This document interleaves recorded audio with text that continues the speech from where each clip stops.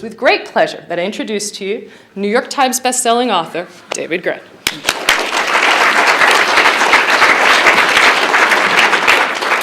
Just flip it and you got it. You got it. Great. I was going to talk a little bit and read a little bit from my new book, The Devil and Sherlock Holmes. And this is a collection of a dozen true stories. They all involve elements of intrigue and mystery, elements of obsession. Many of the characters are thrust into the role of being sleuths, even though they're often fairly unusual detectives. You have scientists, as Suzanne mentioned, who are trying to unravel the mystery and find the first live giant squid, this semi-mythological creature with tentacles as long as 30 to 60 feet and eyes the size of human heads. You have a con man, an imposter, who suddenly suspects that he may be the one who is being conned. You have a Polish detective who is investigating whether a novelist has planted clues to an actual murder in his book. And this Polish novelist, who's this great empiricist, suddenly has to become a postmodernist to understand this postmodern novel and see if it has clues to an actual murder. And you have a story which part of the title of the book comes from, all these amateur sleuths investigating the mysterious death of the world's greatest Sherlock Holmes scholar, who was found garroted in very unusual circumstances. Now, unlike Sherlock Holmes, all these characters are mortal. They can observe, but they don't necessarily see. Some of the pieces of the puzzle that they're trying to put together don't always fit quite perfectly. Sometimes they're driven to deception or madness. Some will become deeply obsessed, and some of the characters even go mad. Now, as part of that messiness of life and that fallibility that drew me to the characters in this collection, it is that very fact that they are mortal, like we are. They're not fairy tales. And tonight, I'm going to read and talk a little bit about one story in particular. It has a slightly different tenor than some of the other stories. It's a bit more serious. But it's about a man named Cameron Todd Willingham, who was indicted and convicted for setting a fire that killed his 3 children. And the story explores the possibility about whether he was actually innocent. And what I'd like to do is I'll read a few passages here and there. I can't hear you. You cannot, let me put that a little closer. Is that better? How's that? Yeah. Good? Okay. And what I'll do is I'll read some passages from this story, but I'll also talk a little bit about the story. And then at the end, I'm happy to take questions on any of the stories in the collection or also on the Lost City of Z.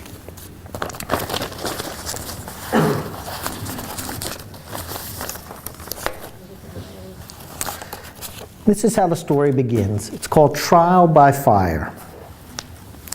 Did Texas execute an innocent man? The fire moved quickly through the house, a one-story wood-frame structure in a working-class neighborhood in Corsicana in northeast Texas. Flames spread along the walls, bursting through doorways, blistering paint and tiles and furniture. Smoke pressed against the ceiling, then banked downward, seeping into each room and through crevices in the windows, staining the morning sky. Buffy Barbie, who was 11 years old and lived 2 houses down, was playing in her backyard when she smelled the smoke. She ran inside and told her mother, Diane, and they hurried up the street. That's when they saw the smoldering house and Cameron Todd Willingham standing on the front porch, wearing only a pair of jeans, his chest blackened with soot, his hair and eyelids singed. He was screaming, "My babies are burning up." His children, Cameron and Cameron, who were 1-year-old twin girls, and 2-year-old Amber, were trapped inside. Willingham told the Barbies to call the fire department, and while Diane raced down the street to get help, he found a stick and broke the children's bedroom window. Fire lashed through the hole. He broke another window. Flames burst through it too, and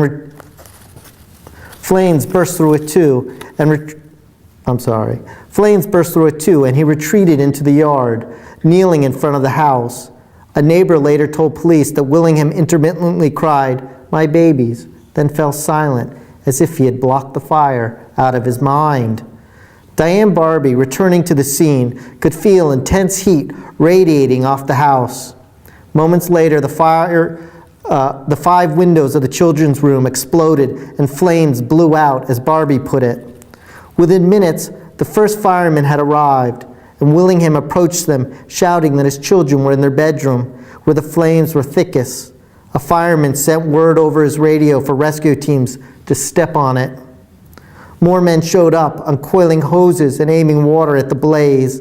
One fireman, who had an air tank strapped to his back and a mask covering his face, slipped through a window, but was hit by water from a hose and had to retreat. He then charged through the front door into a swirl of smoke and fire. Heading down the main corridor, he reached the kitchen, where he saw a refrigerator blocking the back door. Todd Willingham, looking on, appeared to grow more hysterical, and a police chaplain named George Monahan led him to the back of a fire truck and tried to calm him down. Willingham explained that his wife Stacy had gone out earlier that morning and that he had been jolted from sleep by Amber screaming, "Daddy, Daddy." "My little girl was trying to wake me up and tell me about the fire," he said, adding, "I couldn't get my babies out." Now,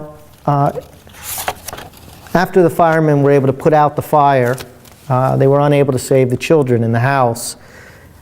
And the next day, or a few days later, arson investigators came to the house. And as they looked at the house, they went inside and they saw what they described as very low burning. Now, they described fire ordinarily burns up, not down. And in this case, they found fire on the floor, burn marks on the floor, which then was very suspicious. They also found what they described as pore patterns and puddle configurations. Well, what those are is essentially irregular shaped char marks on the floor, where arson investigators believed somebody had poured some kind of liquid accelerant. And when you pour like gasoline or charcoal lighter fluid on the floor, a fire will burn more intensely and leave these marks. They also found what they described as crazed glass, which is like a spider web pattern in the glass. They believed that this irregular shape cracking was caused from a liquid accelerant, from fire intensifying very rapidly, getting very hot, and it causes this cracking. They found what they believed were 20 indicators of arson, and they concluded that Cameron Todd Willingham had to have set the fire, as he was the only one there at the time. And they found what they believed eventually was other evidence as well.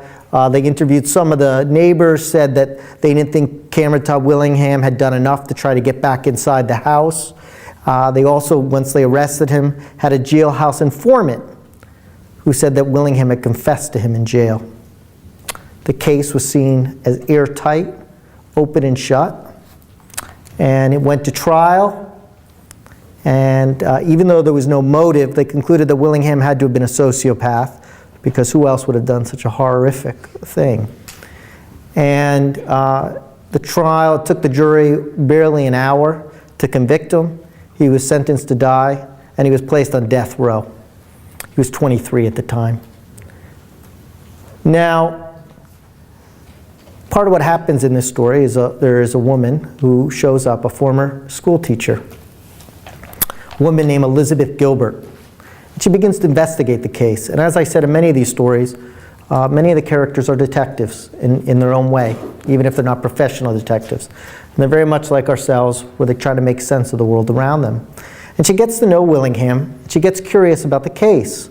And she begins to look into it. And she begins to find certain curiosities. For example, some of the neighbors who said that Willingham hadn't done enough to try to get inside the house, when she looked at their testimony, she noticed that it had grown progressively more damning over time. So that when they first described to police what happened, they said, well, Willingham seemed kind of hysterical, and I don't think anyone could have gotten in the house.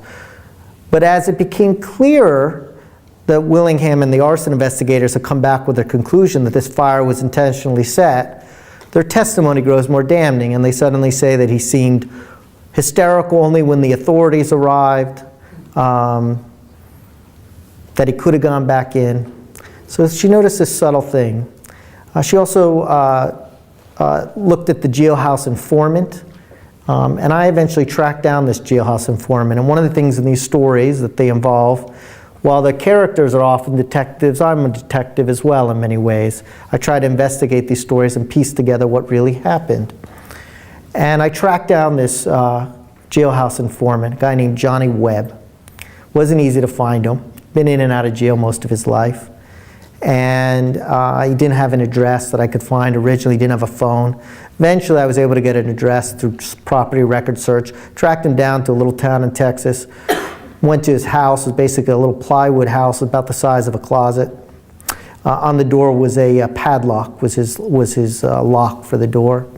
And he wasn't there, and I left, I came back, I left, I came back, still wasn't there. Finally, on the third day of staying around, I came back and he was there. He said he would talk to me. We sat out on this front porch with him. He was about as jumpy as any individual I've ever met. He was shaking from his toe down up to his shoulders, trembling. He was clearly extraordinarily mentally unstable, and suffered all sorts of psychiatric disorders, as he himself described to me. And as I pressed him about the details of his confession, about what he said Willingham had confessed to him, first of all, there were oddities that Elizabeth Gilbert had noticed. For example, this jailhouse informant never knew Willingham. They didn't share a cell together. And he said that Willingham, who had always maintained his innocence, always protested his innocence, in fact refused to take a plea agreement during the trial to spare his life, saying, I ain't going to plead to something I didn't do. Why did he confess to this one guy who was suddenly passing by his cell? And where the jailhouse informant described the confession took place was under a microphone that the guards could have overheard. It seemed like a pretty odd place. So I pressed him. And the more I pressed him, the more his story seemed to unravel. And eventually, he said to me, has the statute of limitations on perjury expired? Essentially, he had lied.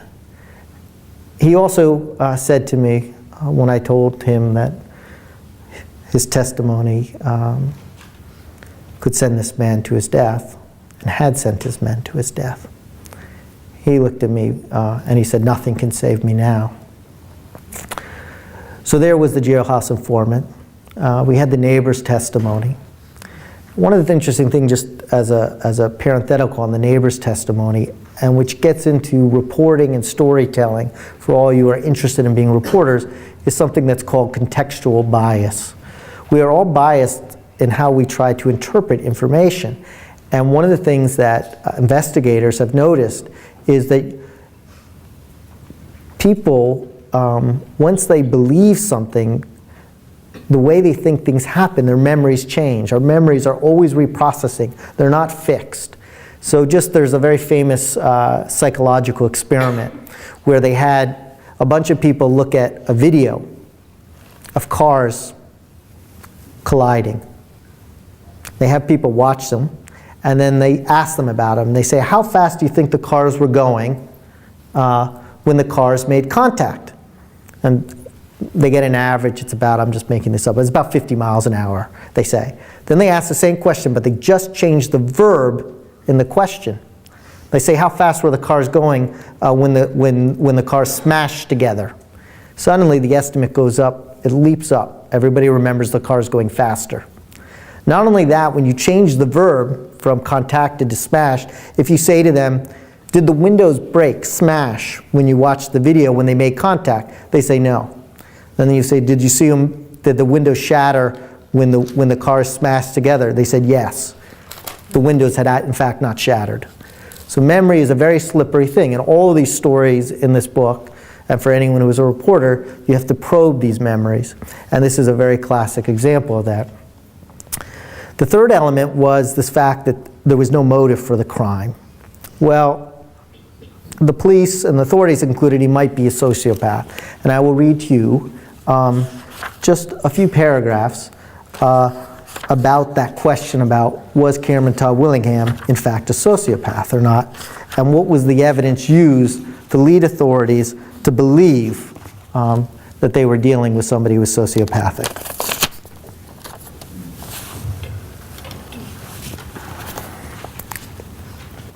Stacy, who was Cameron Todd Willingham's wife, and at the time, and this is referring to the trial. Though only the babysitter had appeared as a witness for the defense during the main trial, several family members, including Stacy, testified during the penalty phase, asking the jury to spare Willingham's life. When Stacy was on the stand, Jackson grilled her, Jackson was the prosecutor, about, quote, the significance of Willingham's, quote, very large tattoo of a skull encircled by some kind of serpent. It's just a tattoo, Stacy responded. He just likes skulls and snakes, Jackson said. Is that what you're saying? No, he got a tattoo on him. The prosecution cited such evidence in asserting that Willingham fit the profile of a sociopath and brought forth two medical experts to confirm the theory. Neither had met Willingham. One of them was Tim Gregory, a psychologist with a master's degree in marriage and family issues, who had previously gone goose hunting with Jackson, the prosecutor, and had not published any research in the field of sociopathic behavior. His practice was devoted to family counseling. At one point, Jackson showed Gregory exhibit number 60, a photograph of an Iron Maiden poster that had hung in Willingham's house, and asked the psychologist to interpret it. Quote, this one is a picture of a skull with a fist being punched through the skull, Gregory said. The image displayed, quote, violence and death. Gregory looked at the photographs of other music posters owned by Willingham.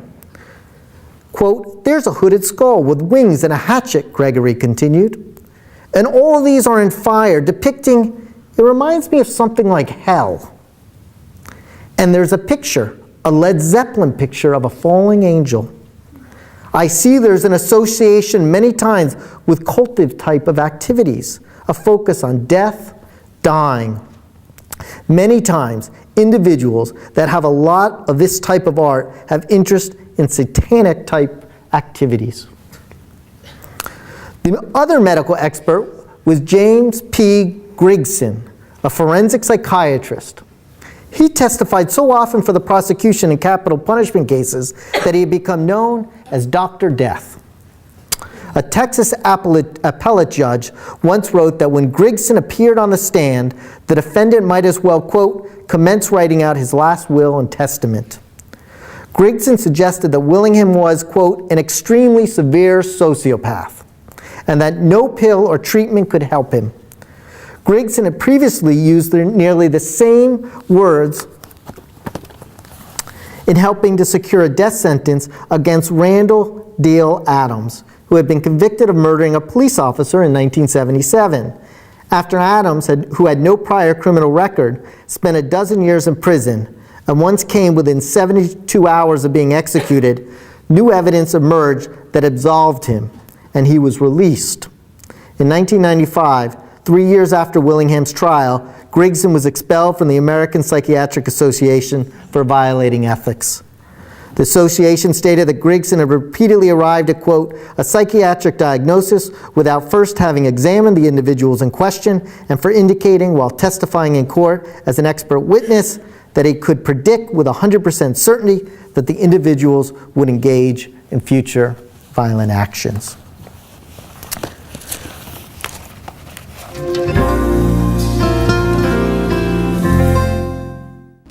One means to rally Americans one by one. To a vision of America, lifting up poor but honest nations. To loving their people as our neighbors. And even stopping the next Sudan or Afghanistan. Step one in joining the campaign is signing up for the One Declaration. We believe that in the best American tradition, of helping others help themselves. Now is the time to join with other countries in a historic pact for compassion and justice to help the poorest people in the world overcome AIDS and extreme poverty. Ready. Ready. Ready. Ready. Ready. It can be a little awkward when your friend tells you he's been diagnosed with a mental illness.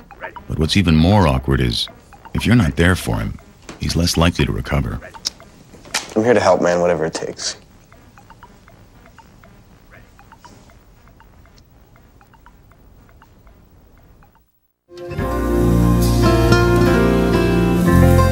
Was it possible that Willingham was really innocent? But the bulk of the evidence, the case was centered around the arson investigation. That was really the crux of the case, and everything else grew out of that. Well, in 2004, shortly before Willingham was to be executed, he'd been on death row then since 1993, he went to jail, so more than a decade. Elizabeth Gilbert tracked down one of the leading arson investigators in the country, and she asked if he would review Willingham's file, all the evidence that had led to these so-called 20 indicators of arson. The forensic scientist was a man named Gerald Hurst. Was a great inventor and invented many interesting inventions, including the Mylar balloon. Was also very involved in, before he became an arson investigator, during the Vietnam War, and coming up with, he worked in covert activities, coming up with ways of using fire and napalm and things like that. Eventually left that and took up a lot of cases pro bono. So he looks at Willingham's case. And what does he start to see? Well, I described earlier this so-called spider web-like pattern in the glass. Well, that has absolutely nothing to do with arson. And what Hearst knew, and what many investigators know today, is that arson science, this thing that we think of as kind of CSI, Sherlockian perfection, these kind of sleuths who come in and look at these patterns and suddenly are able to interpret them. Well, it turns out a lot of it was just based on folklore and old wives' tales that were passed down for generations.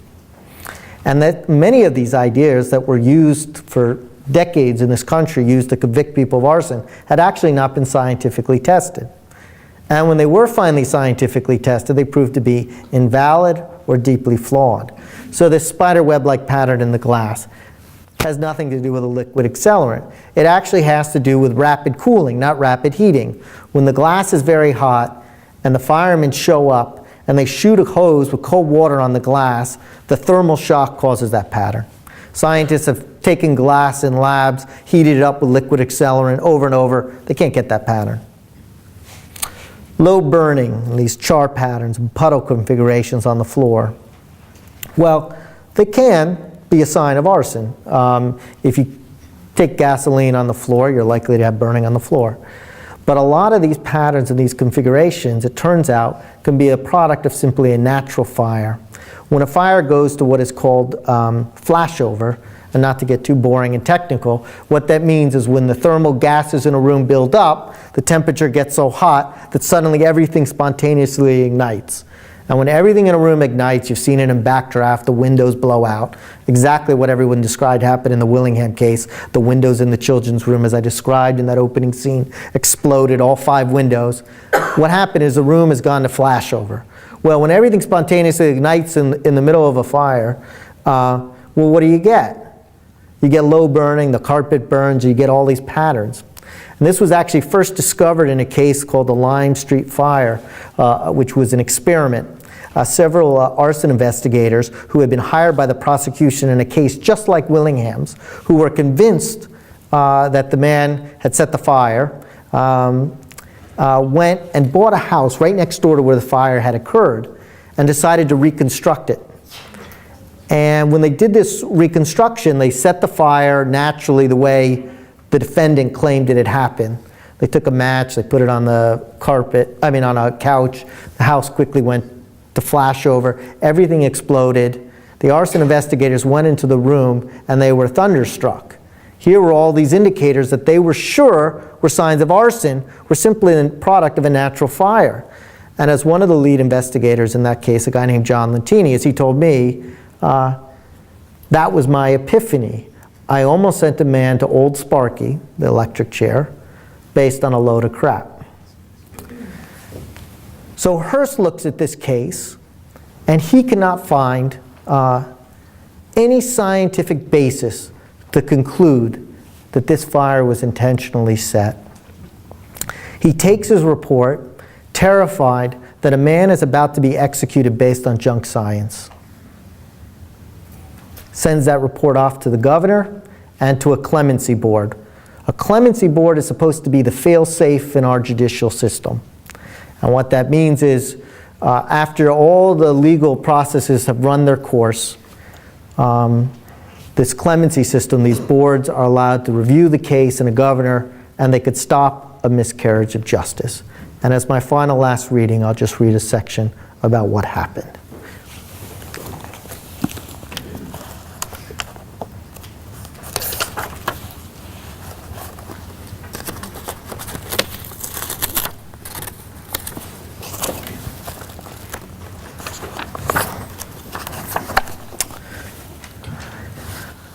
I am a realist, and I will not live a fantasy, Willingham once told Gilbert. Elizabeth Gilbert was the woman who investigated his case, the school teacher, about the prospect of proving his innocent. But in February 2004, he began to have hope. Hearst's findings had helped to exonerate more than 10 people. Hearst, this was the arson investigator, even reviewed the scientific evidence against Willingham's friend, Ernest Willis. Ernest Willis had been in jail on death row with Willingham, and his case was eerily similar, had almost the exact same characteristics. Who had been on death row for strikingly similar arson charge. Hearst says, it was like I was looking at the same case, just changing the names. In his report on the Willis case, Hearst concluded that, quote, not a single item of physical evidence supports a finding of arson. A second fire expert hired by Ori White, the new district attorney in Willis's district, concurred.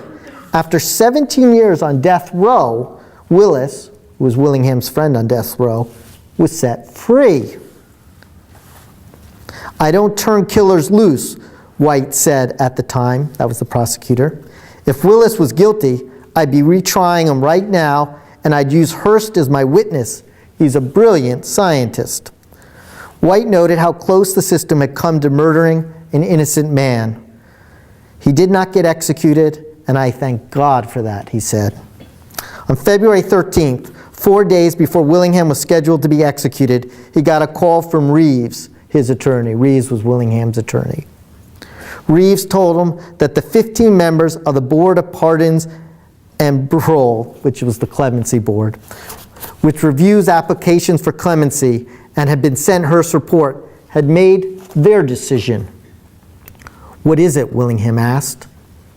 I'm sorry, Reeves said. They denied your petition. The vote was unanimous. Reeves could not offer an explanation. The board deliberates in secret, and its members are not bound by any specific criteria. The board members did not even have to review Willingham's materials and usually don't debate a case in person. Rather, they cast their votes by fax, a process that has become known as death by fax. Between 1976 and 2004, when Willingham filed his petition, the state of Texas had approved only one application for clemency from a prisoner on death row. A Texas appellate judge has called the clemency system a legal fiction. Reeves said of the board members, they never asked me to attend a hearing or answer any questions. The Innocence Project obtained through the Freedom of Information Act all the records from the government's office and the board pertaining to Hearst's report. Quote, the documents show that they received the report, but neither office has any record of anyone acknowledging it, taking notice of its significance, responding to it, or calling any attention to it within the government, Barry Scheck, the head of the Innocence Project, said. The only reasonable conclusion is that the governor's office and the Board of Pardons and Paroles ignored scientific evidence. On February 17th, the day he was set to die, Willingham's parents and several relatives gathered in the prison visiting room. Plexiglass still separated Willingham from them. Quote, "I wish I could touch and hold both of you," Willingham had written to them earlier. "I always hug Mom, but I never hug Pop much." As Willingham looked at the group, he kept asking where Gilbert was. Gilbert had recently been driving home from a store when another car ran a red light and smashed into her. Willingham used to tell her to stay in her kitchen for a day without leaving, to comprehend what it was like to be confined in prison, but she had always found an excuse not to do it. Now, she was paralyzed from the neck down. While she was in an intensive care unit, she had tried to get a message to Willingham, but apparently failed. Gilbert's daughter later read her a letter that Willingham had sent her, telling her how much he had grown to love her. He had written a poem, quote, "Do you want to see beauty like you have never seen? Then close your eyes and open your mind and come along with me." Gilbert, who spent years in physical rehabilitation, gradually regaining motion in her arms and upper body, says, "All that time I thought I was saving Willingham, and I realized then that he was saving me, giving me the strength to get through this.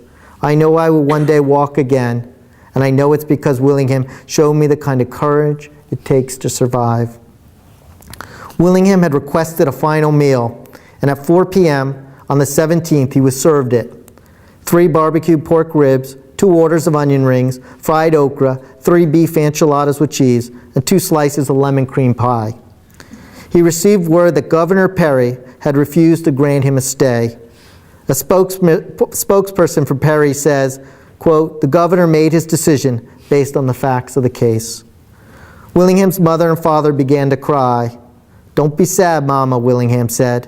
"In 55 minutes, I'm a free man. I'm going home to see my kids." Earlier, he had confessed to his parents that there was one thing about the day of the fire he had lied about.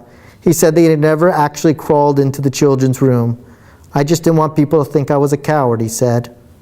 Hearst told me, "People who have never been in a fire don't understand why those who survive often can't rescue the victims. They have no concept of what fire is like."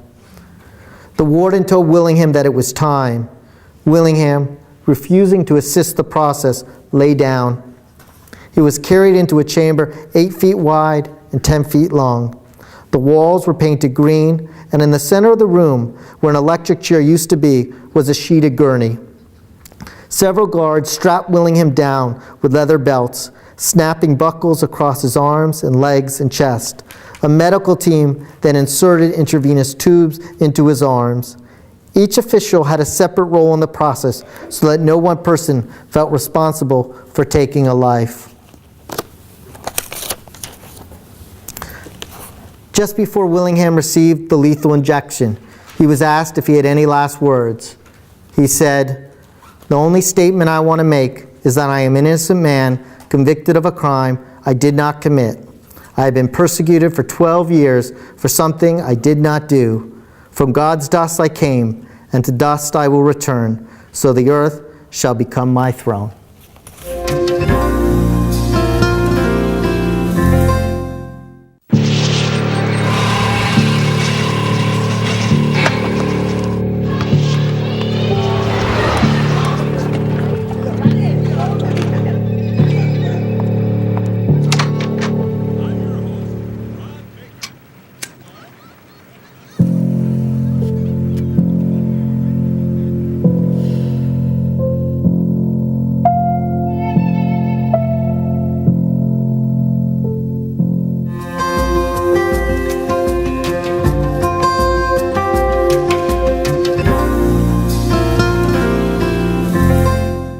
A bit of a downer of a story, and I don't mean to leave, to necessarily read from such a dark story. And that story is different in tenor than many of the other stories that are much lighter in subject. Chasing a Giant Squid doesn't quite have that same kind of emotional sense. But I also think it's a very important story, And it's partly why I tell these stories and about why I do this.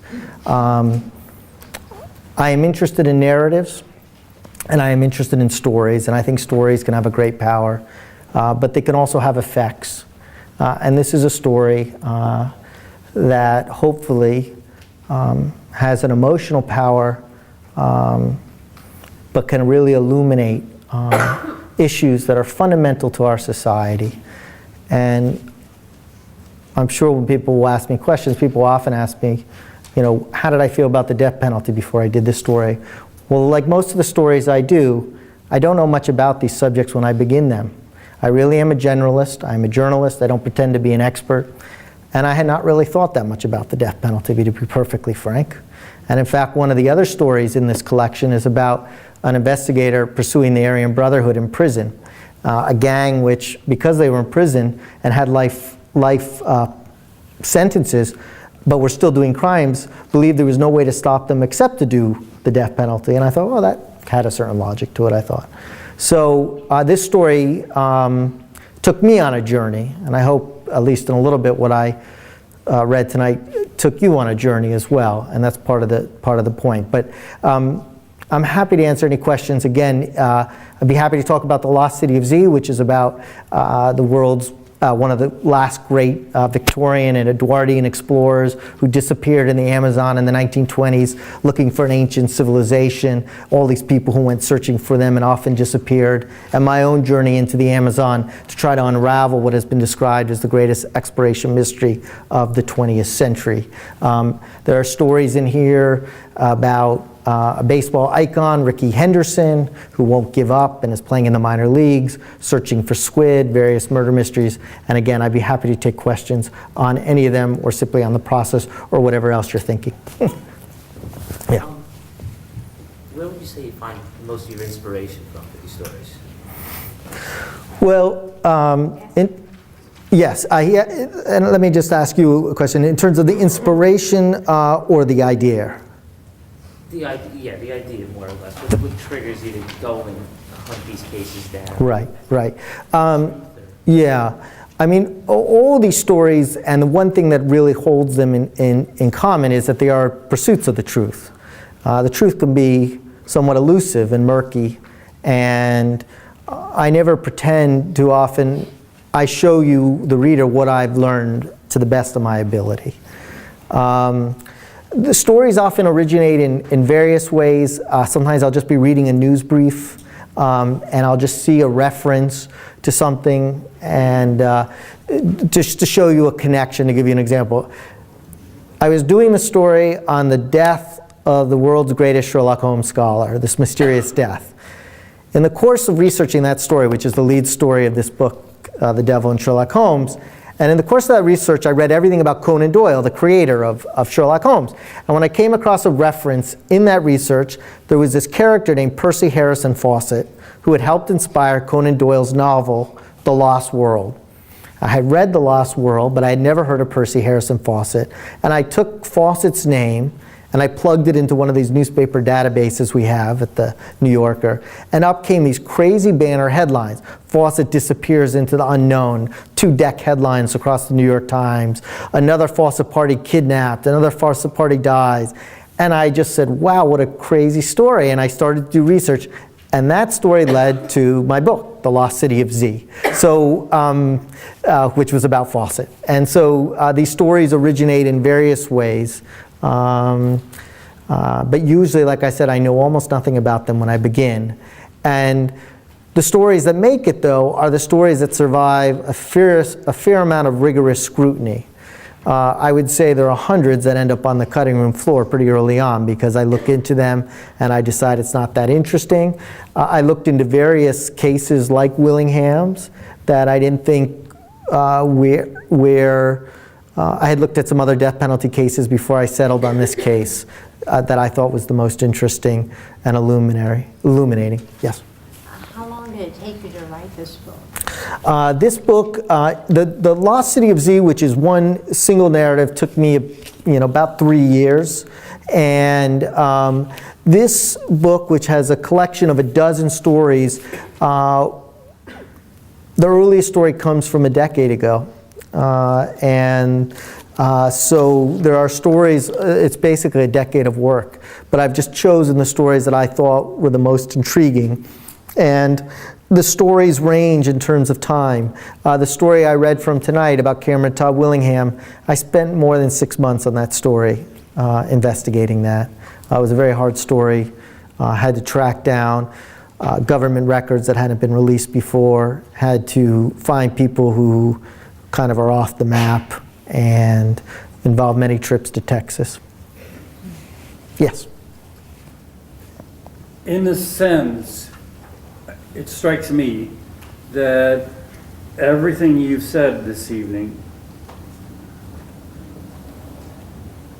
is telling us these stories are not the true stories. Mm-hmm.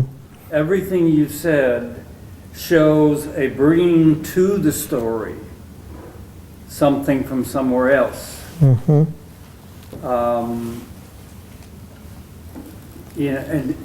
But in another sense, it tells us that this is true of every story.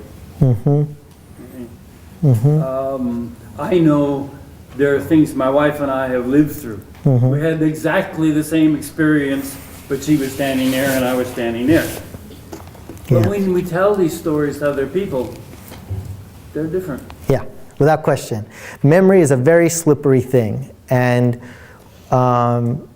we are all fallible. I'm fallible when I investigate these stories, inevitably. But I want to read a quote from the very beginning from Sherlock Holmes, because I think this is really true in the process.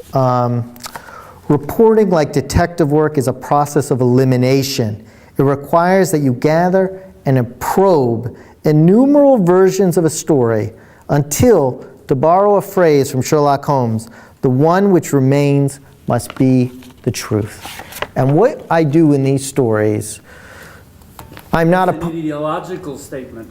Well, it's in itself, it's not a true statement. Well, I'm not a postmodernist. I do believe there are facts. I think things happen. Cameron Todd Willingham was executed. That's a fact.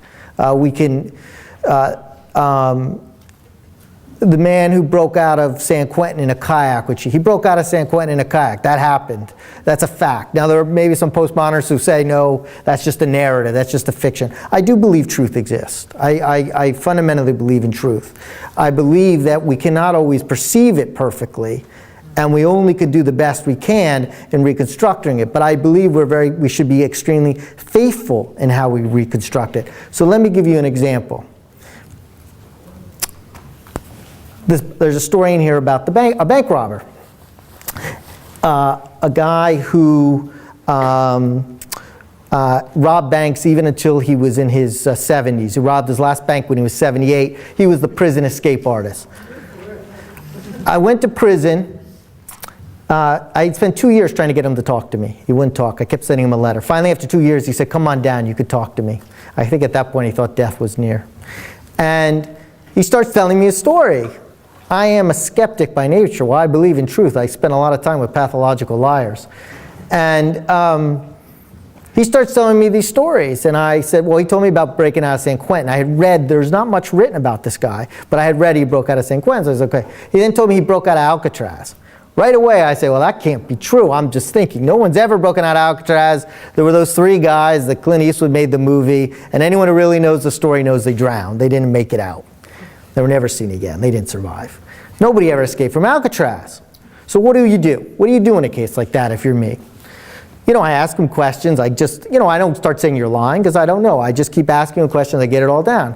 So then what do? I have to figure out ways to corroborate what he is saying, to test what he is saying, to get other versions of the story and see if they match up and what aligns. So what do I do in that case? I applied for government records from all the prisons, including from Alcatraz.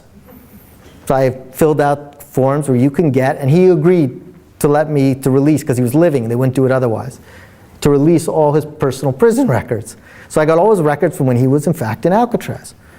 Sure enough, he had escaped from Alcatraz. Nobody knew about it. He escaped. And how did he escape?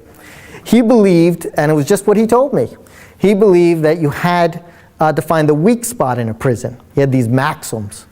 Well, what was the weak spot of Alcatraz? There was no weak spot. You couldn't get off the island without drowning. So the only way to escape was to find a way to get off, to have them take you off the island. So he became a very good legal scholar, and he came up with all these ruses to get himself on appeal to be taken to a court case for the day out in LA. So they took him off to LA, and on his way to LA, he then fakes being sick. He always believed hospitals were the easiest ways to escape. They take him into a hospital. They handcuff him to the gurney. He had a handcuff lock. He got out and he escaped. He only was gone for about 24 hours, but he said he enjoyed the fresh air. So he made it. Now, that's a story where the truth is corroborated. There are other stories in here where the truth is murky. I believe the stories show you the various versions of the story, and the truth is the facts as it's gathered, but I leave it to you to interpret it. And I don't say this is necessarily true. Some of these stories end somewhat open-ended. Was Cameron Todd Willingham innocent? Well, there's no DNA. If there was DNA, I think then we could agree that that would be a pretty irrefutable fact. But this is an arson case. And in fact, most cases do not involve DNA. DNA is only available in about 20% of all criminal cases. They don't involve that being an issue. After all my research on the Willingham case, do I personally believe he was innocent? I do. What I think is incontrovertible, though, is that the evidence used to convict him was so flawed that even the prosecutor in the case said there would not have been sufficient evidence now to have convicted him. So was he innocent? You know, I leave that to the reader to decide. I don't say in that story he's innocent. I present you what I have uncovered and let you decide. I have great faith in readers. So I think in some cases you get as far as you can get.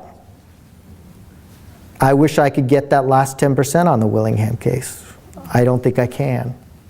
But there's certainly very little evidence to suggest he was guilty. And in our system, if there's not evidence to suggest you were guilty, then you are innocent by definition. But I can't know that 100%. Whether Forrest Tucker, the bank robber, broke out of Alcatraz, I think we could say he broke out of Alcatraz. So I think these stories are the pursuit of the truth to the best of our ability. Sometimes these stories end open-ended, and life is not a fairy tale. We are not Sherlock Holmes, and we can't always piece them together perfectly. And so part of what journalism is about is a quest for the truth, to peel it back as best as we can get it, and to be as faithful as we can get it. And sometimes we get all the way there, and sometimes we don't. And then we show you as far as we got you. Yeah? During the research for your stories, do you ever find yourself getting personally affected, or do you try to keep it very separate? You get emotionally affected. I mean, you know, when I'm writing the scene about that I read tonight about Elizabeth Gilbert being paralyzed, I mean, I was kind of, knocked over by that. In fact, it sounded like something out of a bad ABC movie that you couldn't believe was true that happened. And when I read some of Willingham's letters, I was emotionally affected. So you're emotionally affected. I mean, I think you are, but I don't think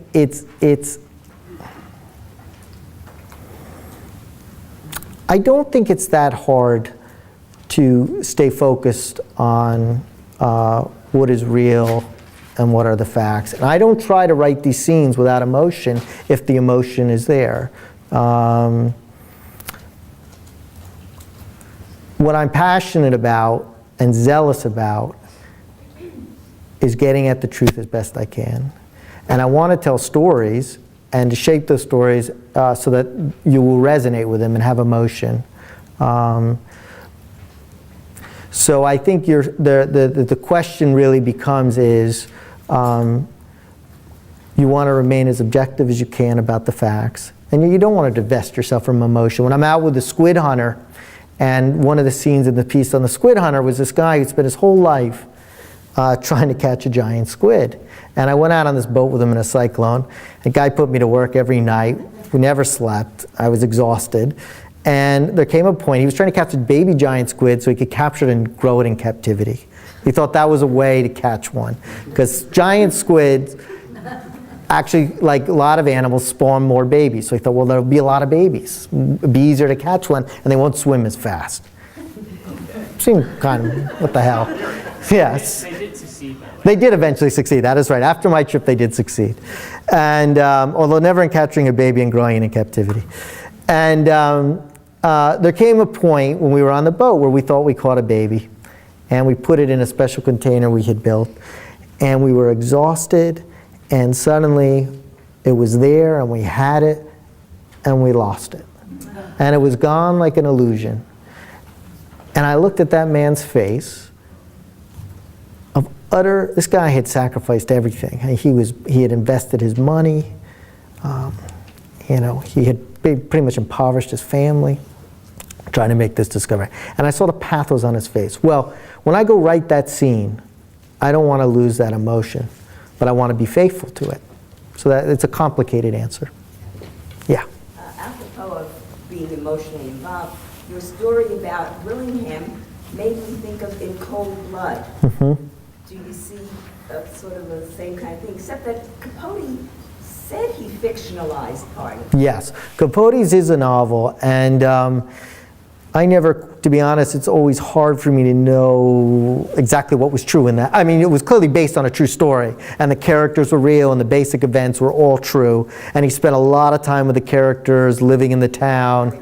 He got very emotionally involved. But I for what I do, and I love In Cold Blood, and I read In Cold Blood before I did the Willingham story because I also read Executioner's Song, which I think is a great book too. And I always read things that I think will help give me some inspiration.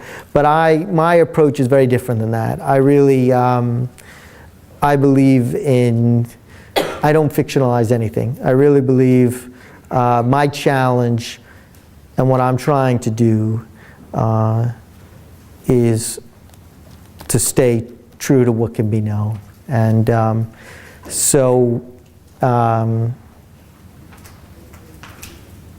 I just think they're different art forms, to be honest with you.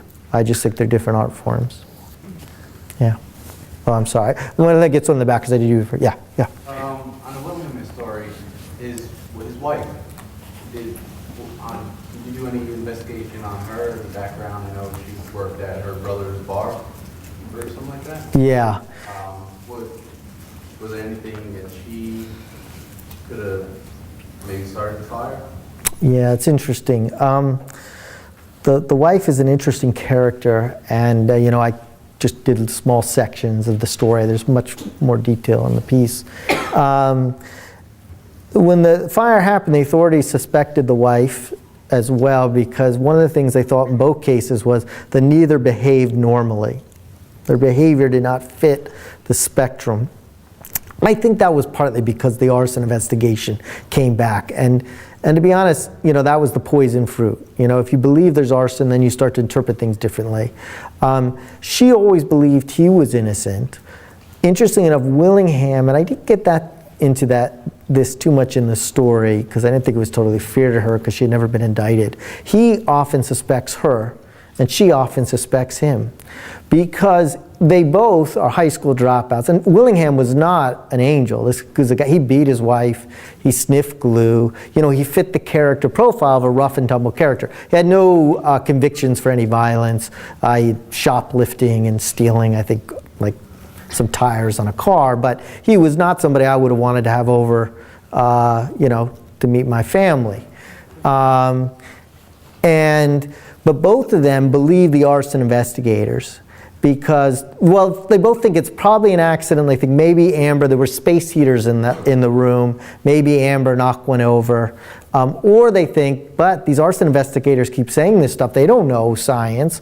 They don't know what hurts. And in the absence, they both think, well, if it was arson, then it had to have been the other person. And so they both, at times, suspect each other.